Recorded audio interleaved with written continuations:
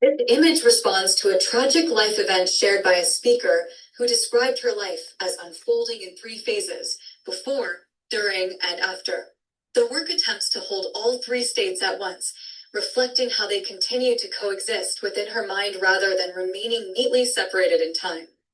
She spoke of growing up in rural South Louisiana, near the border of St. Martin and Iberia parishes. Her parents struggled constantly to support a family of four, including herself and her brother. Life was hard, and because her parents were often working or searching for work, she and her brother were largely left to themselves. They wandered through cane fields, roadside ditches, and bayous, learning early how to survive on their own. As she grew older, that freedom gradually hardened into recklessness. She began drinking heavily, experimenting with drugs, and drifting into a loosely formed band that played covers and experimental music, often tipping closer to noise than harmony. The band found little success, performing mostly in dive bars and the occasional open jam.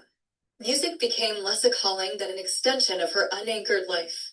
In her early 20s, everything shifted when her father left, and her mother was diagnosed with cancer. The diagnosis was sobering and forced her to confront the growing tension between the life she was living and the responsibilities she had long avoided.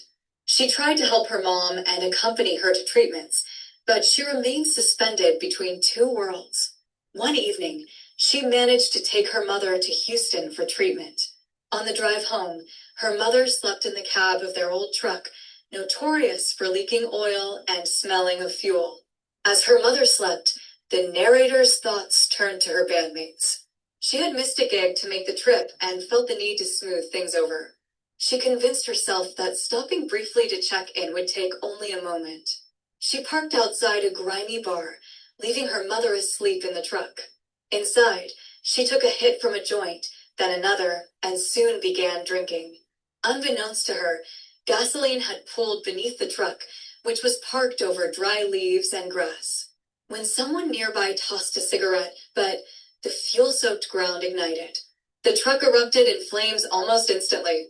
Her mother was trapped inside, and the narrator, impaired and panicked, was unable to save her. She said she has lived with that guilt ever since. In the aftermath, she gave up drinking and drugs and walked away from the band entirely. She has never forgiven herself and believes her life was permanently altered in that moment, an irreversible dividing line between who she was and who she became.